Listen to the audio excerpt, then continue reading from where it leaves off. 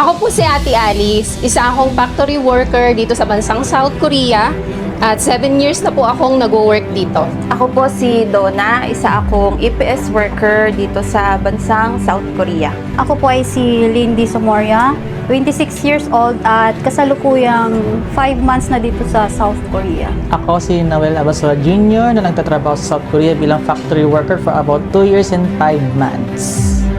Sa araw na ito, ating matutunghayan ang kwento ng mga dakila at matatapang na babaeng OFW dito sa bansang Korea. Ilang taon nang hinintay mo bago ka nakarating sa Korea? Hindi ganun kadali ang makarating ng South Korea.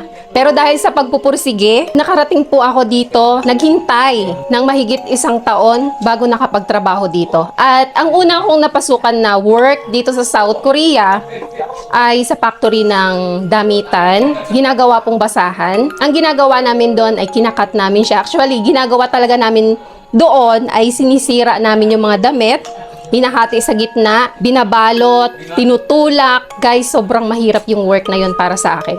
Pero dahil sa pagpupursige ko na makatapos ng isang kontrata, kasi isa sa goal ko talaga bago pumunta dito, sabi ko sa sarili ko, na once nabigyan ako ng chance na makarating ng South Korea, gaano man kahirap yung work na papasukan ko doon, tatapusin ko sa isang company kung ano man yung work na mapapasukan ko. Based on my experience, siguro ako na yung may pinakamatagal na inintay bago nakarating sa South Korea. Inabot ako ng 4 years.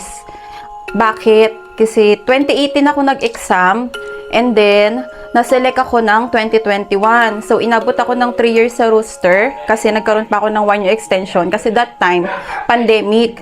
So, nung na-select ako ng 2021, nagkaroon ng travel ban. 1 taon yon bago kami nakaalis. So, 2022 ako nakalipad papuntang South Korea. Kung iisipin, parang imposible na kasi that time ang dami nang nakakancel. Pero, thank God kasi ngayon, nandito pa rin ako sa South Korea. Bale, after nung exam ko is 2 years yung hinintay ko bago ko na-hire and yung first na naging work ko sa plastic injection din. Tapos ngayon sa CNC na.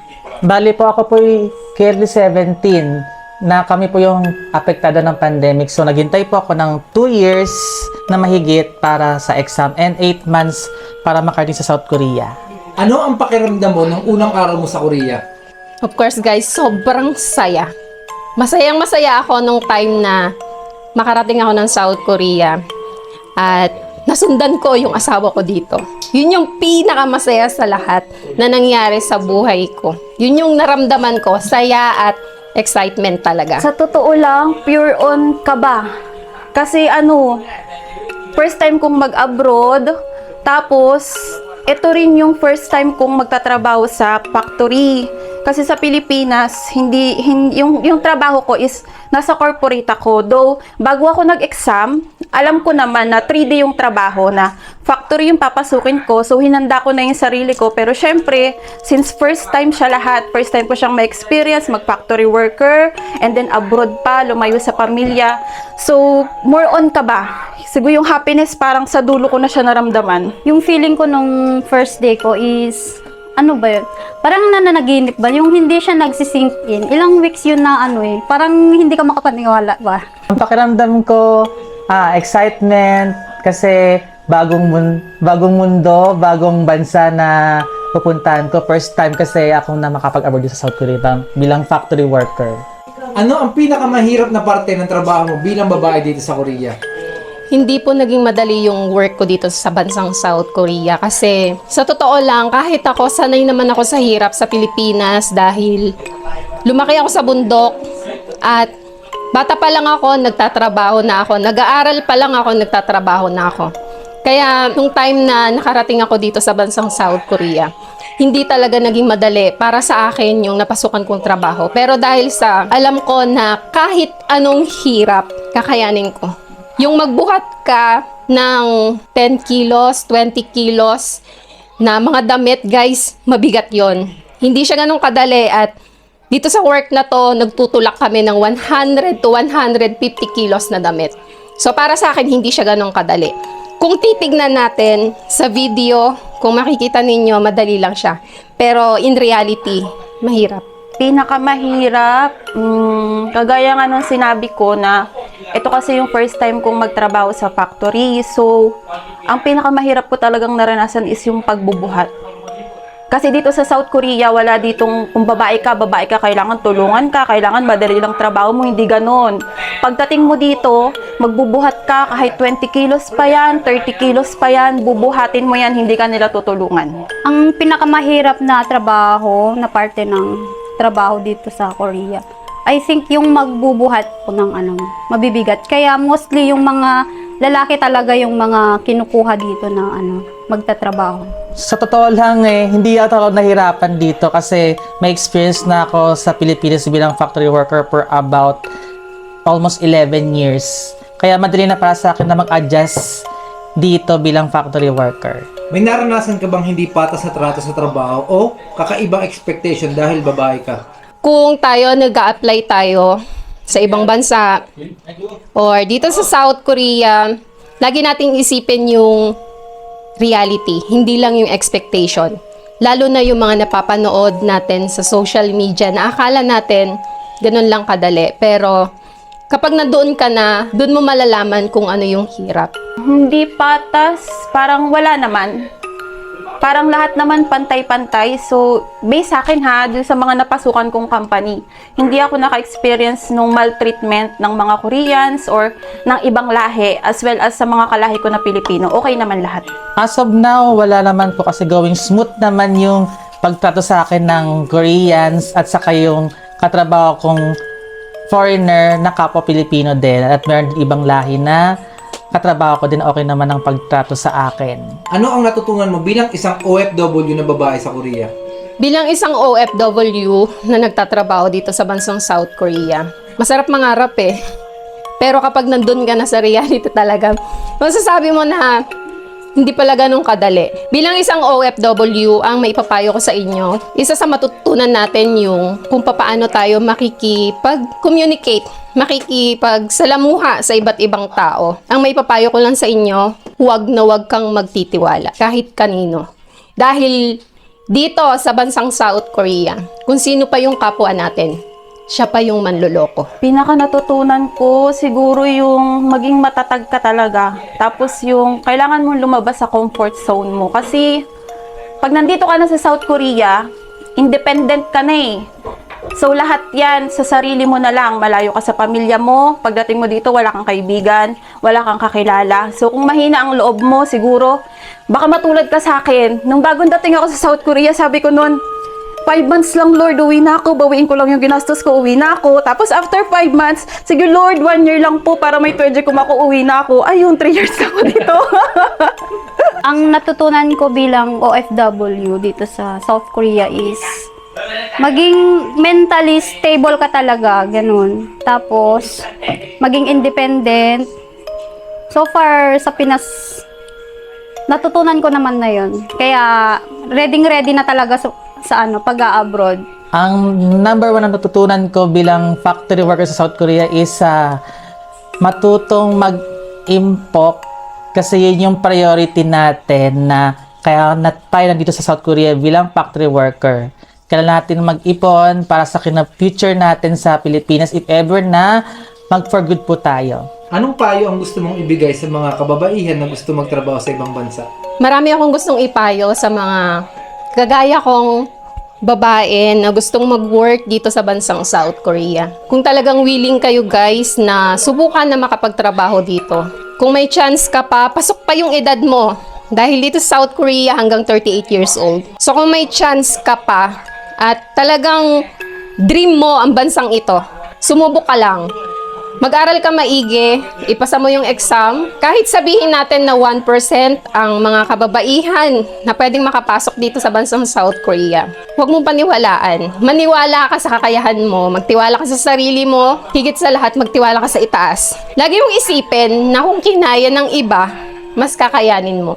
Kasi nga, kung para sa'yo talaga yan. Siguro ang maipapayo ko sa inyo, bago kayo pumunta dito sa South Korea, una-una mag-aral kayo mabuti. Kasi yung exam, di na siya katulad ng dati na minsan ano lang, image lang, tapos isipin mo lang ano yung Korean nung image na yon. Ngayon, paragraph na. So, kung hanggukmal muti ka or yung hindi ka talaga marunong mag-Korean, chambaim din na talaga yan. Pag nakapasa ka. Pero kung hindi, pero kung nag-aral ka naman ng mabuti, no, kasi mataas na rin yung passing score, yun yung may advice ko sa inyo. Kung gusto nyo talagang makarating dito, yun yung pinakauna. Mag-aral kayo ng mabuti. After nyo mag-aral ng mabuti, makapasa sa exam, huwag kayong mag-expect na makakarating kayo agad ng South Korea. Kasi for example, like me, inabot ako ng 4 years. So sa 4 years, hindi pwedeng tumunga ka lang sa Pilipinas. Maghanap kayo ng other source of income, other work. So malay nyo naman, no, maging successful na kayo sa Pilipinas, di nyo na kailangan mag-abroad. Di good, sa Pinas na lang kayo, kasama nyo pa yung pamilya nyo. Pero kung naman nakapasa ka, no, tapos may work ka na sa Pilipinas at sa tingin mo, gusto mo pa rin mag-Korea, go ka na. Ang may bibigay kong payo sa mga gusto magtrabaho sa South Korea bilang factory worker ay lakasan niyo lang po yung loob ninyo. Alam natin na mahirap ang trabaho bilang factory worker, especially malayo tayo sa pamilya. Yun ang number one na nakapangbibigay ng kahinaan sa kalooban natin. Bali, iwasan po natin ng magkaroon ng homesickness hanggat maaari. Magkaroon po tayo ng panahon para libangin ang mga sarili natin. Para sa ganon, kahit na nagtatrabaho tayo sa South Korea, hindi tayo mababahala kapag nandito. Paano mo hinaharap ang lungkot o pagod lalo na't malayo ka sa pamilya mo? Nahirap talaga ang makapagtrabaho sa ibang bansa kumpara sa atin sa Pilipinas. Ang lungkot talaga, sobrang hirap na pagdaanan yan. Kaya nga dapat nga, bago tayo mag-abroad, dapat physically, mentally, emotionally, dapat 100% or mas higitan pa natin yon na dapat buong-buo yung loob natin. Kasi yung lungkot, ang hirap talaga niyan labanan. Kasi kapag malungkot ka, darating ka sa point na magkakaroon ka ng anxiety, madedepress ka, at doon ka magkakaroon ng sakit. Para sa akin, nahirapan lang naman talaga ako nung time na iniwan ako ng husband ko dito sa South Korea. Kasi nung dumating ako dito, malakas ako Yun yung, wala akong naramdamang lungkot. Kasi nandun siya. Kaagapay ko siya, katulong ko siya. Pero last year na umuwi na siya ng Pilipinas, doon ako naging mahina.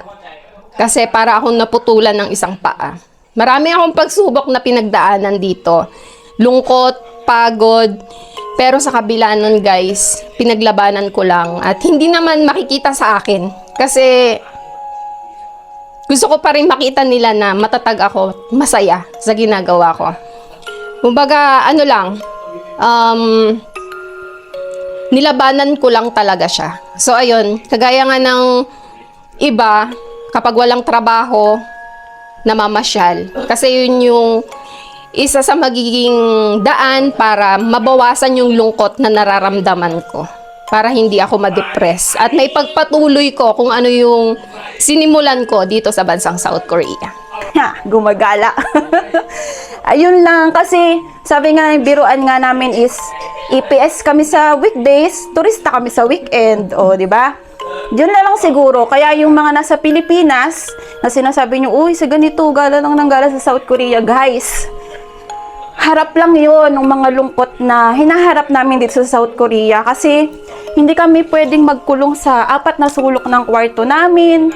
Damdamin namin na malayo kami kasi nakakabaliw, promise. As first time na OFW, hindi talaga madali na malayo ka sa pamilya. Kahit sabihin mong kumikita kami dito ng malaki, yung value ng pera hindi enough para masustain yung lungkot na nararamdaman namin. Siguro bonus na lang yung masaya kasi nakakapagpadala kami, masusuportahan namin yung pamilya sa Pilipinas.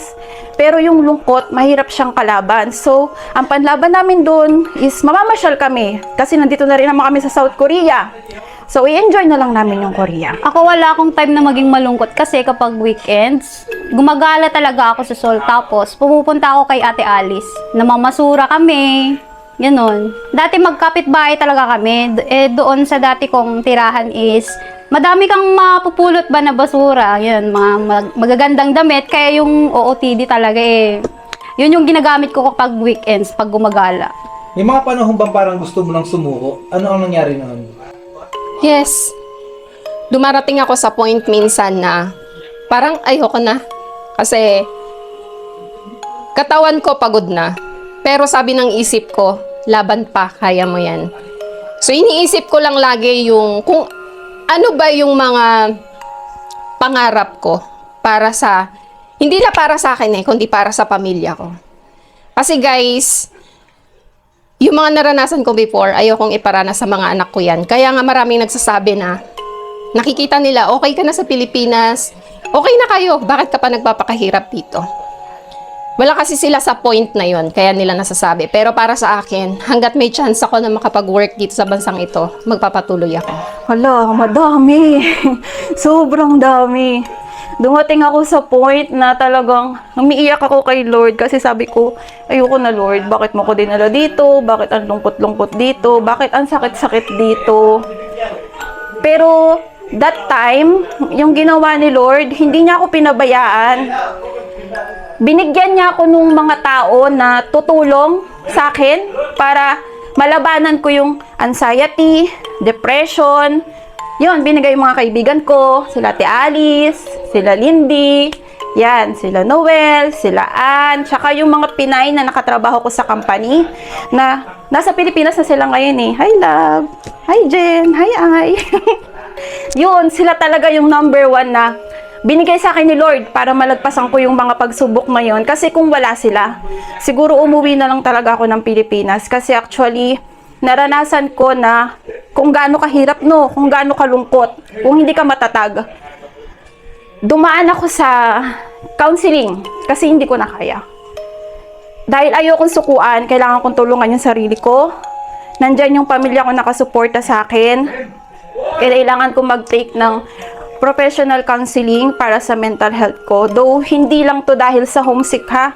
Kasi marami rin naman kami talagang pinagdaanan. Pero, hindi na para i-share ko pa lahat kasi baka maging MMK to. Actually, hindi naman sa totally na gustong sumuko. Pero kasi nung una is, wala pa, mga 1 month pa lang kami na na-release na kami. Kasi, tapos, yung sahod namin is hindi pa naibibigay. Hanggang ngayon, 2 months na ata yung nakalipas. Pero yung kagandahan dito kapag nasa South Korea ka na is, mas mabilis ka na lang din makakahanap ng kapalit na trabaho. Ano ang pinakamasakit mong karanasan sa paninirahan o pagtrabaho dito sa Korea? Marami akong mga karanasan na masakit. Na pwede ko namang i-share sa inyo. Pero siguro yung isa sa pinakamasakit na mga pangyayari sa akin dito sa South Korea, nung time na napauwi yung asawa ko sa Pilipinas. Yun nga yung parang pakiramdam ko, napilayan ako. So, yun yung time na parang gusto ko na ring sumuko, umuwi na rin ng Pilipinas. Pero, yun nga, kasi sabi ng isip ko, kaya mo pa yan, lumaban ka pa para sa anak mo. Ano na lang siguro ang masasabi ko na lang, yung naging masakit ko, yun na lang yung kailangan kong iwan yung anak ko sa Pilipinas para magtrabaho dito sa South Korea.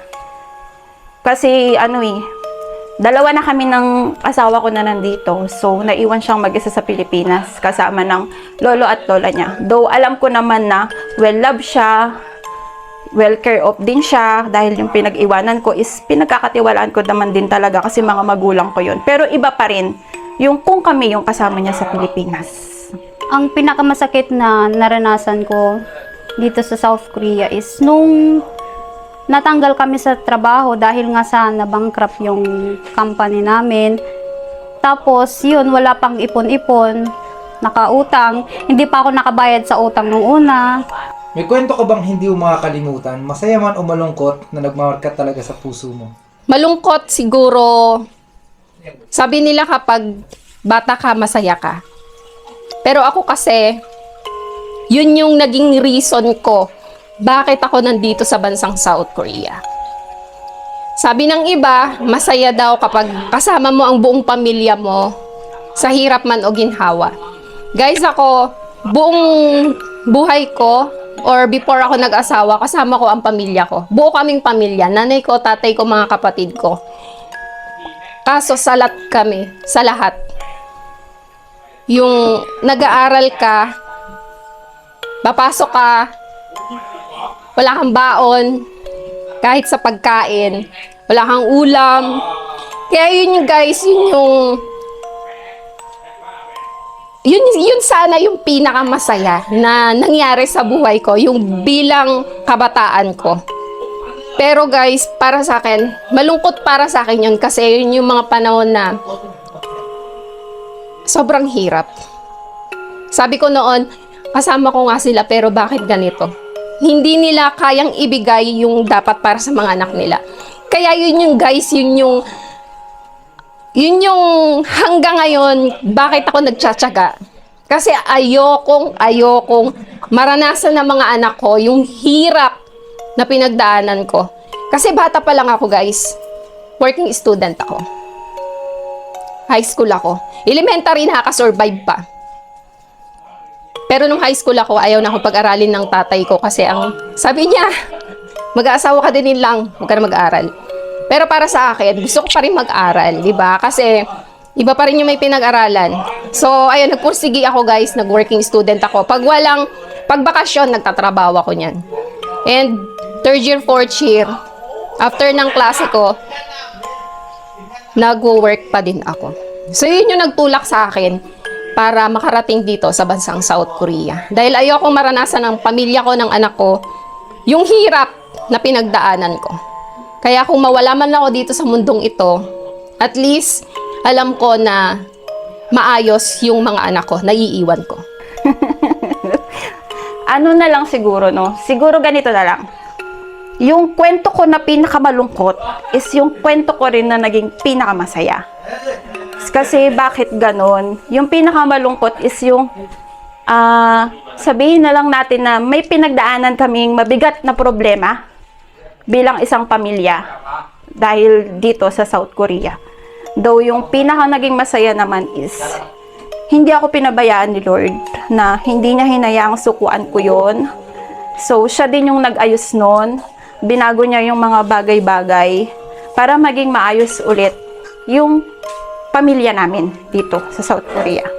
Ang pinakamasayang nangyari sa buhay ko is yung araw na na-select ako, na-hire ako dito sa South Korea. Yun yung hindi ko makakalimutan. And dito naman sa South Korea is, yung nakapulot ako ng madaming spam, yung dalawa kami ni Ate Alice. Guys, hindi yun hindi yun fake ha. Kasi sabi ko, simula nung nakarating ako dito, hindi pa ako nakakatikim ng spam. Tapos kinabukasan, binigyan ako ni Lord ng spam, di ba? Saya-saya.